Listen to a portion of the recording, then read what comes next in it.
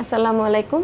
আমি ডাক্তার কামরুন নাহার শান্তা, কর্মরত আছি MH Samorita medical college dental unit, সহযোগী অধ্যাপক, কনজারভেটিভ ডেন্টিস্ট্রি অ্যান্ড এন্ডোডন্টিক্স বিভাগীয় প্রধান, এবং কাজ করছি, নিয়মিত রোগী দেখছি কমফোর্ট ডেন্টাল সার্জারি বাসাবো। আজকে আমাদের আলোচ্য বিষয় দাঁত সাদা করার উপায়। প্রথমে জানতে হবে যে দাঁতে ডিসকালার কেন হয় বা দাঁতে কি কি রকমের ডিসকালার হয়। যখন আমরা একটা দাঁত দেখছি, আমরা জানি যে দাঁতে সবার উপরে থাকে এনামেল, এটা একটা সাদা অংশ, তারপরে থাকে একটা ডেন্টিন যেটাকে দেখতে হলুদ দেখায়, এবং এর ভিতরে অসংখ্য সূক্ষ্ম চুলের মতন একটা স্ট্রাকচার আছে যেটা ভিতরের মজ্জার সাথে উপরের এনামেলের একটা কন্টিনিউয়েশন রাখে। যদি কোনো রকম আঘাত বা কোনো রকমের ব্যথা বা কোনো রকম পুরানো ফিলিং থেকে দাঁতের মজ্জাটা ক্ষতিগ্রস্ত হয়ে যায়, সেখান থেকে যে মজ্জার ভেতরে রক্ত থাকে সেই উপাদানগুলোই ধীরে ধীরে ধীরে ধীরে এই সূক্ষ্ম চুলের মতন উপাদানগুলো দিয়ে ডেন্টিনের মাধ্যমে এনামেলের তলায় এসে জমে, এবং এখানে আয়রন ডিপোজিশনগুলো চেঞ্জ হতে থাকে ধীরে ধীরে। তখনই দেখা যায় দাঁতের উপরে নিচে একটা কালচে রং তৈরি হওয়ার কারণে উপরে সাদা প্রলেপটার তলা থেকে দাঁতটাকে দেখতে ছাই অথবা হলুদ অথবা গোলাপি অথবা সবুজাভ রং দেখা যেতে পারে। এই ধরনের রং বদলানোর কতগুলো কারণ আছে, যেমন আভ্যন্তরীণ বা বাহ্যিক। দাঁতের ভিতরের কারণ থেকে যেগুলো হচ্ছে ওগুলোকে আমরা বলছি আভ্যন্তরীণ কারণ। যেমন যদি কোনো আঘাত বা কোনো ক্ষয় থেকে মজ্জাটা আঘাত হয়, মজ্জাতে প্রদাহ হয়, এবং সেখান থেকে যদি আমাদের দাঁতটা নষ্ট হয়ে যায়, সেটা থেকে যেই গর্ত রংটা বদলাচ্ছে সেটা হতে পারে। অথবা দাঁতের ভিতরে কোনো রকম পুরাতন গর্ত ফিলিং ছিল বা কোনো ভাঙা বয়স, আমাদের দাঁতের বয়সের সাথে সাথেও এই দাঁতের রং বদলানোর একটা প্রবণতা থাকে। যেমন তখন আমাদের ডেন্টিন লেয়ারগুলো আস্তে আস্তে কালারগুলো আরও ডার্কার হয়ে যায় বেশি ডিপোজিশন হওয়ার কারণে, তখন দেখা যায় দাঁতটাকে হলুদাভ দেখায়।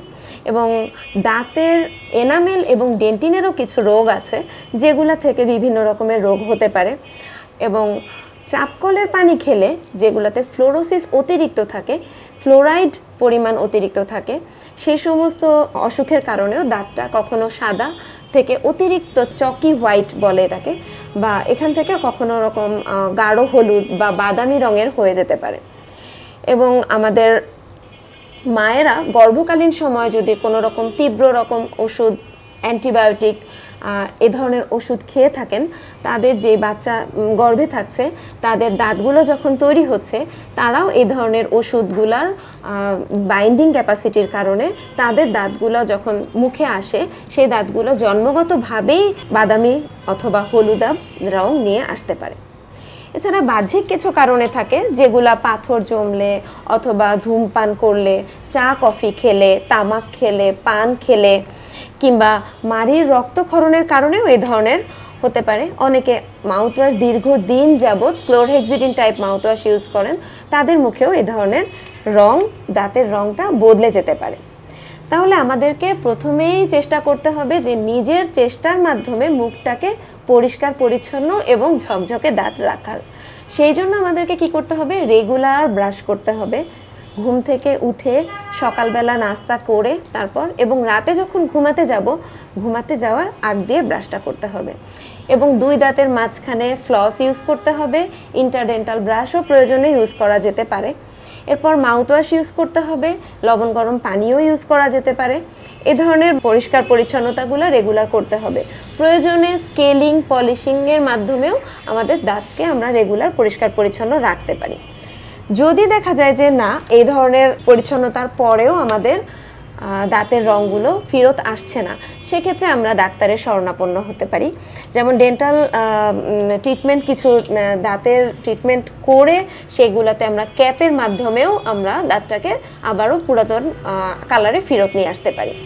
এছাড়া যখন দেখা যায় যে পুরোটা মাড়িরই দাঁত অথবা যে কোনো একটা পাটির দাঁত সবগুলোই এফেক্টেড, সবগুলাই ব্রাউন কালার অথবা হলুদ কালার হয়ে যাচ্ছে, তখন এই ধরনের দাঁতগুলোকে দাঁতের রংটাতে ফিরে আনার প্রসেসটাকে বলা হয় ব্লিচিং। তবে ব্লিচিংটা খুব একটা ভালো না, রেগুলার করা যাবে না। জীবন মানে খুব প্রয়োজনে, খুব ইমার্জেন্সি কোনো একটা অনুষ্ঠান বা কোনো একটা খুব বেশি জরুরি জিনিস যেটা না করলেই না, এই ধরনের ক্ষেত্রে করলে বেটার। কারণ ব্লিচিংয়ের কতগুলো আফটার ইফেক্ট আছে, আমাদের দাঁত শিরশির করবে, তারপর কিছু রকমের ক্ষয় হতে পারে ব্লিচিং থেকে। সেজন্য ব্লিচিংটা একবার বা দুইবারের বেশি করা উচিত না। আমাদের দাঁতের সুস্থ থাকার, দাঁতটাকে সাদা করার নিয়ম, এই সম্পর্কে আরও কিছু জানতে চাইলে আমাদেরকে পরবর্তীতে ইনবক্স করবেন।